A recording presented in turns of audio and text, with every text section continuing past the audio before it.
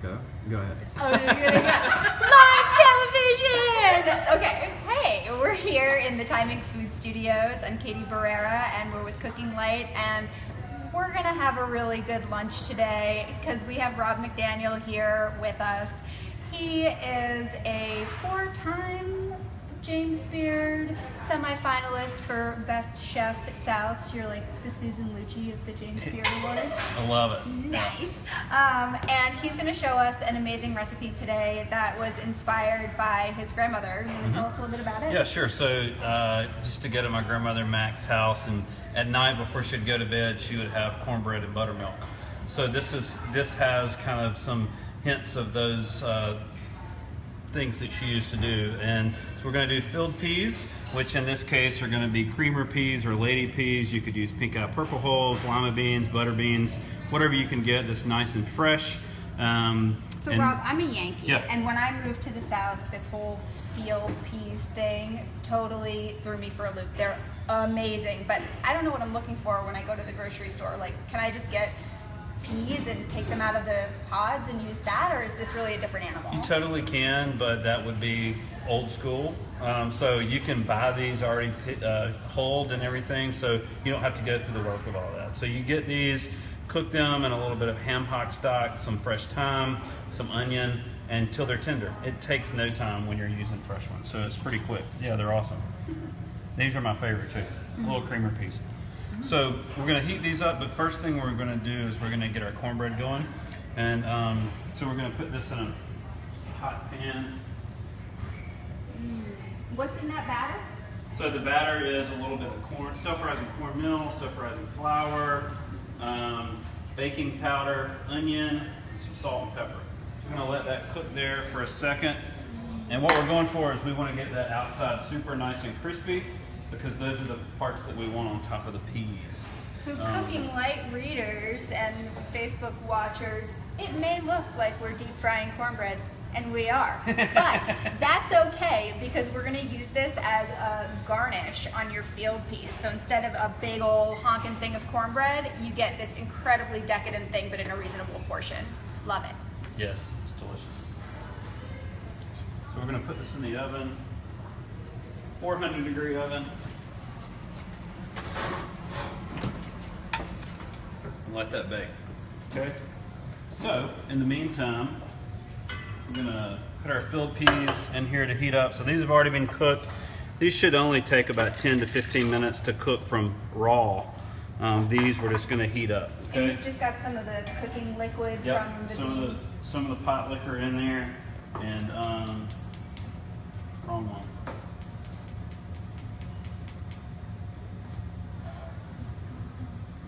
You do that, I'll do it. Yeah, figure that out. Yeah, I'm a good helper. So filled peas go in. We'll put the lid on top of there so they heat up nicely. And then we're gonna make some aioli. So this is where the buttermilk part comes in.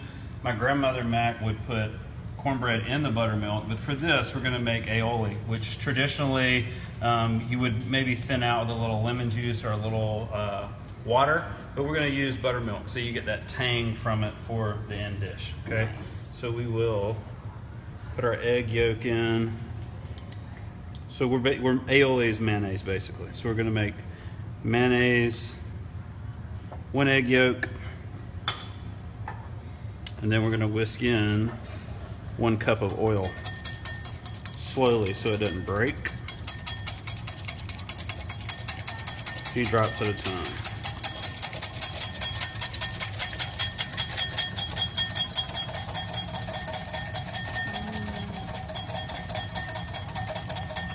Did you ever do this trick?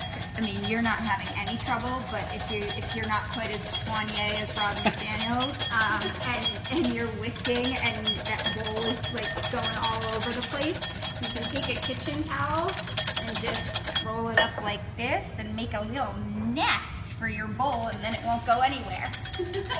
At all. And you can also wet that towel, and Then it really won't go anywhere. Right. So we're starting to thicken up a little bit. But we're gonna, so aioli is 1 yolk to 1 cup of oil. So for this, we're using peanut oil.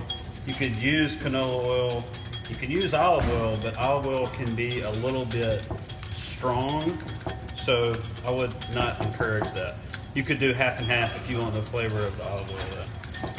And if somebody, you know, maybe just was being a little lazy or they didn't have time and they want to do a cheater version of this, could they potentially take a little, I'm just going to go out on a limb here and say that you're a Duke's mayonnaise guy? You nailed it. All right. So they could take maybe a little Duke's mayonnaise and thin it with some buttermilk? Absolutely. And, you know, Duke's has a nice flavor to it. It's not too acidic. Some mayonnaises can have a little acidity to them, so it can take a little bit of the buttermilk. But you definitely want to be able to taste that buttermilk flavor. And that's a great way to like lighten up some of these classic creamy dressings. Correct. With buttermilk. Yeah. So see how thick it is now? This is a great time to add a little buttermilk. Thin it out, and then back with the oil. And it'll tighten back up again. Back and forth.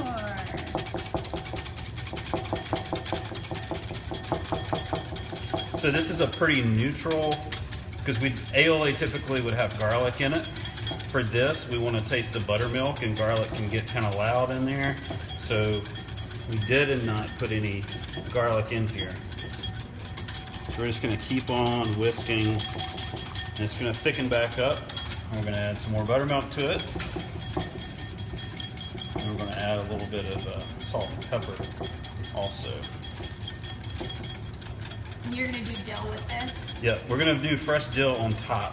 You could definitely put the dill into here, but I like just the look of having the fresh dill on top of the dish also.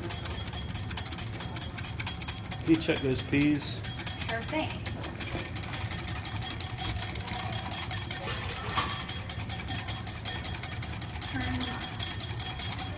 The cornbread's getting nice and crispy, but it's not quite set. Cool. So Char said that we used to put cornbread in the buttermilk. That's what You're doing your that. grandmother Yeah, did, absolutely. right? That's what my grandmother Mac did every night before she went to bed. So she lived in rural Alabama. She did not have central heater air or a driver's license or a Wow. car for that matter. But she would put bricks next to the fireplace and to heat them up, and then wrap them in newspaper, put them in her bed to warm her bed up. And while she did that, she would have her cornbread and buttermilk. Oh, that sounds like a really nice before bed tradition. know. I might try that. Oh, that's awesome. I want to try that today.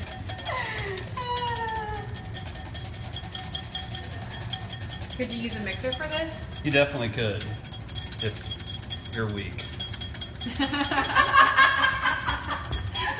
Yeah. So food processor or Yeah. yeah. No, yeah, I mean you definitely can do that. The thing about that though is it's going to heat it up, so it's going to get pretty hot.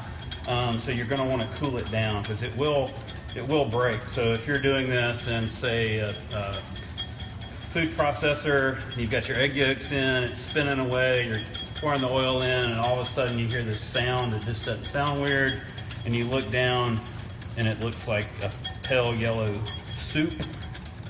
Throw it away and start over.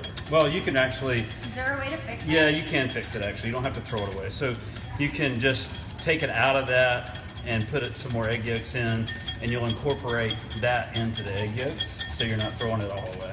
So you make a whole lot of it. Yeah, but so it'll be fixed. yeah, but I mean, this time of year, tomato sandwiches, Ooh, all yeah. kinds of stuff. So you're going to use it. It's not How a big long deal. is this going to keep in your fridge? I would say it could probably keep for a week, but you know, it just depends. I mean, you know, it's just one of those things. Taste it. If it tastes weird, then don't use it. Yeah, I But love it's- that. No, I did a food waste story recently, and one of the revelations was expiration dates. Oh yeah. That's the nose knows. Just taste it. You're not going to die. It's The nose fine, knows. right? It's- Especially with dairy. I mean, basically, when milk goes bad, it's turning into buttermilk, which is what we're using in this recipe. It's not going to hurt you. Just taste it. So it's funny you should bring that up.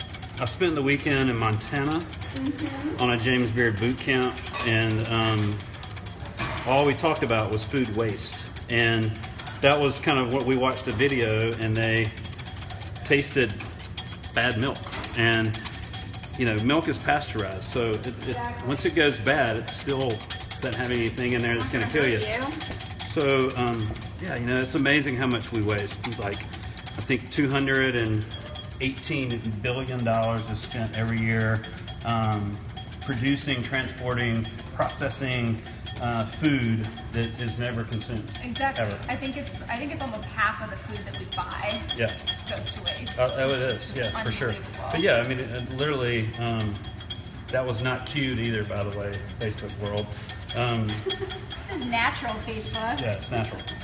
I did spend the last weekend in Montana with some chefs for a James Beard boot camp, and that's, you know, we're trying to reduce waste. It's a big deal. One of our users said that you need a Fitbit on your arm. How many calories you're burning right now? That's awesome. So we've got Like it's so Italian nice. grandmothers get it for from sure. pasta rolling, and Southern grandmothers get it from whisking. It's called Chef Stay in Shape. Do everything by hand. So what's the right consistency that you're looking for? You know, this is almost there. I like it to be a little bit thinner than this. We're gonna add a little bit more buttermilk. But that's about where we want it there. The peas are hot, chef. Peas are hot. Your cornbread. Not so much, huh? Is that gonna be the curveball that we have? That's going to be our curveball here today, Facebook Live fans. A little salt, a little pepper. Whisk it in.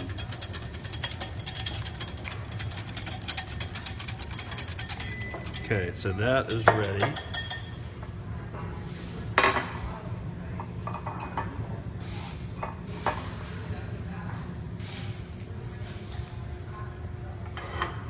What's your situation on cornbread? You give that pan a little shake and you see what you think. Yeah. You want me to show you? I feel you. Not so much. So, we may skip the cornbread part. Imagine the cornbread. So we've all had cast iron cornbread. You turn it out, super crispy on the outside. That's what you're going for. This can be done with day-old cornbread. If you have extra cornbread batter, you make a little cornbread cake that's a little bit smaller and cooks a little quicker than a whole thing of cornbread. Crumble that up, and you would put this on top, just like what we would do if we had cornbread. So here's our peas, nice and warm and hot. And we're actually just going to do the low-carb version with no cornbread. Seriously low-carb version. Peas.